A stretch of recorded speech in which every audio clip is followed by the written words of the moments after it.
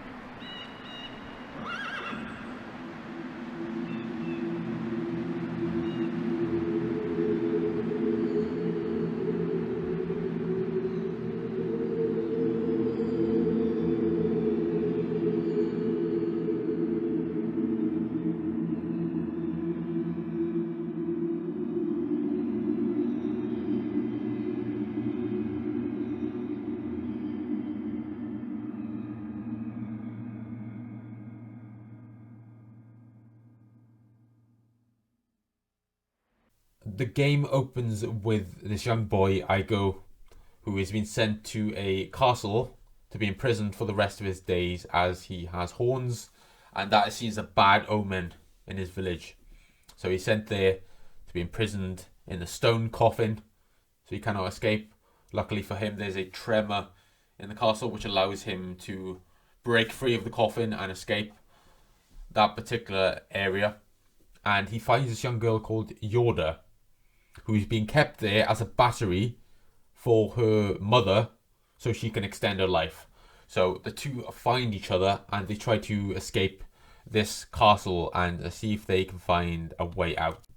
The gameplay of this game is that of a 3D action adventure game, and you're playing as this character Aiko, and you're trying to navigate these environments and escape the castle. So you're solving puzzles, you're cooperating with Yoda and trying to lead her to the right way, and fighting these evil spirits that appear that are servants of the Queen, which is the main antagonist of the game. These evil spirits are the ghosts of the Horned Children that were kept there previously, which is very dark and very sinister, and it's something that doesn't get talked about enough. The fact that even though this game can be played by those that are over the age of 7, it has themes that are quite dark, and there's a lot of themes such as discrimination against these Horned Children in this game, and I think that is very powerful and it's done very well here.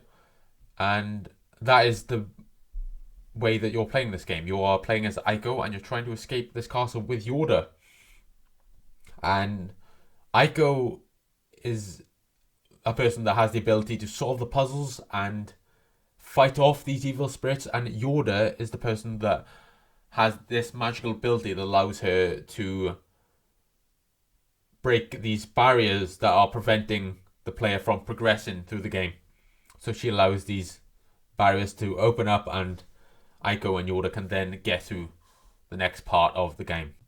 Very notable thing about this game is that there's no heads-up display, and it's very minimal in terms of the clutter that is on screen. And due to that fact, you get really immersed in the game. And for me, it's one of the most immersive games I've ever played. And that is to do with how real it feels. Despite the fact that this is a fantastical setting, it feels so real and so tangible. And I know that is a big piece of design philosophy from Fumito Ueda, the designer, which is to say that he wants this world to feel real and lived in and organic, and that is definitely the sense that you get when you play this game. The biggest obstacles for these characters is the fact that Aiko and Yoda do not speak the same language, which is quite a barrier to get over, but they manage to do it and they cooperate and collaborate through the game, and it's very inventive in that way, and I've not seen that very often, And this game had a big influence on subsequent games that used that particular feature, such as games like Uncharted 2, where you had Nathan Drake and Tenzin during a particular chapter where they did not speak the same language and had to cooperate through the game. So I think it's cool that this game had that influence on subsequent games after it. The storytelling you'd find is mostly in the environments, and there's not much that is on the surface. You will have to search for it, and you have to interpret it for yourself, because the game is not going to explain everything for you. And that is the beauty of the games by this developer. And the games such as Shadow Colossus and Last Guardian are very much in the same way, and it's thought that they are in the same universe. And I love the fact that it doesn't overly explain everything to you, and that is something that really sparked my creativity when I was a kid. And I used to write a lot about these worlds and what could have happened before and after the events of the games. And I think it's really great that they allowed the players to interpret the story for themselves, because it makes it really fun and engaging as a piece of storytelling. Even though this game came out in 2001, and that is 23 years ago, which is crazy to say, but that is the amount of time that it has passed since then, it still looks great. And I think that is a lot to do with the art direction, because obviously it's not going to be the most technically impressive game nowadays, but in terms of the art direction, it is astounding, and that makes it really special and very unique. And they use a technique called bloom lighting to really make the environments and the characters stand out. And I loved everything about the way this game was made, and I think it is really special in that way. And there comes a point in the game where you are able to escape the castle. So the gates that are keeping you and Yoda in the castle have been opened, and you're able to get out of the castle. And you're on this bridge and you're running towards freedom. And then suddenly the bridge starts to retract, and Aiko is faced with a choice, which is to either go for the freedom that he sees in front of him or go back for Yoda. And the really touching thing is that he goes back for Yoda, and that always gets me, because it's a testament to the bond and the attachment that they formed with each other. Despite the fact that they don't speak the same language, they've been through so much together and they care for each other, and it's really touching and beautifully done the way that is handled. And he goes back for Yoda, and she is taken by her mother, and Yoda is with her mother, and Aiko falls from the bridge from a very great height, and the two are separated for the first time since the beginning of the game. And this was really powerful to me on this playthrough, because the amount of anxiety you feel not having Yoda, because you need Yoda to save the game, and you're not able to save the game without Yoda. And also the fact that she's not there to accompany you on this journey is quite powerful. And when you hold the R1 button, you can still see the direction where she is, so you know that you have to head in that direction to find Yoda. But it's a very powerful moment where you don't have that person that you used to have, and you realize how much you want them back. And I thought that was really clever, the way that was handled. And you have to go towards Yoda where she's being kept, and you go there, and then you meet the Queen, and that is the only boss battle in the game, which is the Queen, the mother of Yoda. And it's an amazing scene, and she basically explains that she is keeping Yoda there as a battery for her, essentially, and she's using her to be the vessel that she uses to transfer herself into Yoda's body, because she's getting old and she wants to extend her life. And there's a bit of a theory that the Queen is actually Mono from Shadow of the Colossus, so it's the young woman on the bed in Shadow Colossus, which I love, and I do believe that. That is what I believe. And I absolutely love that. And it's something that adds to the connective tissue between the games. And I think that's very clever. So I hope that is true. So I really do like that. And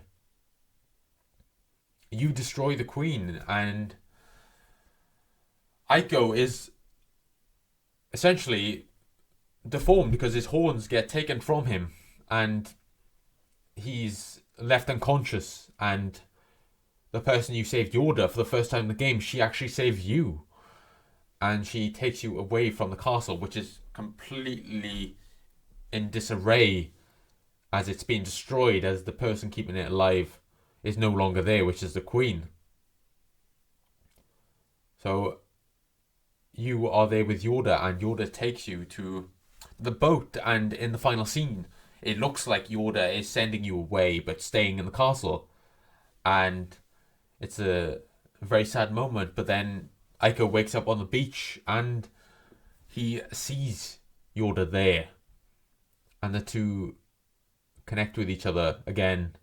And then you see the screen that says it's the end of the game, and it's such a magical game. This game is honestly really special, and it feels like nothing else. I've never been able to play a game that feels like this game, quite honestly. And it's a lot to do with the fact that these developers are so talented at creating these worlds. And if I'm being completely honest, I was disappointed by The Last Guardian. After being a huge fan of Aiko and Shadow Colossus and having them as some of my favourite games, I expected great things from Last Guardian, and it didn't deliver for me at that point. But over time I've come to like it, and I've come to appreciate it more. But I am very much looking forward to the next game, which is Project Robot, and they are still my favourite developer. They are still a very great developer, but they do take their sweet time with the game, so you have to wait a long time for the games, but that's okay, because they usually end up being very great.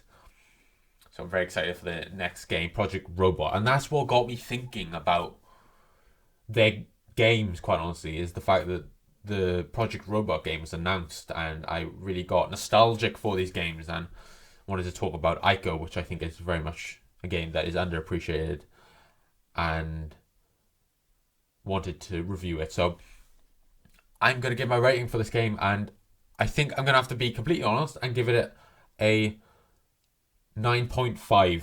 This game, I think personally it's a 10 out of 10 for me, but objectively I have to give it a 9.5 because there are some platforming sections that are quite frustrating, and the angle isn't quite right because it is a fixed camera angle and you're not always able to see where you're supposed to go. So it's a 9.5 Welsh people out of 10 from Smoggy, which is still a phenomenal score for a phenomenal game. And I urge you all to check it out if you haven't, and you can get it on PS3 as well as part of the HD collection of Aiko and Shadow Colossus. But I'm also making a plea to Sony, please release this game on PS5 so it can be more readily available, because that is what I want, quite honestly, is the preservation of this game. That's what I want. And Shadow Colossus has been remade by Bluepoint, but we need the remaster or remake for Aiko just to keep it alive. And I love remakes and remasters. I'm not someone that thinks that they should make new games, not old games. Stop making old games. I do not think that. I still want remakes of great games because it keeps them alive, and the old hardware is not always able to be there. So I do want to keep them alive, and I'm hoping they do that sometime soon because it was featured in the PlayStation anniversary trailer. So that is what I'm hoping. So that is my review for Aiko, guys. Really hope you enjoy this video. Hope you're having a great Christmas, as I am. And I will see you soon, Smuggling. So you guys take care, and I will see you soon.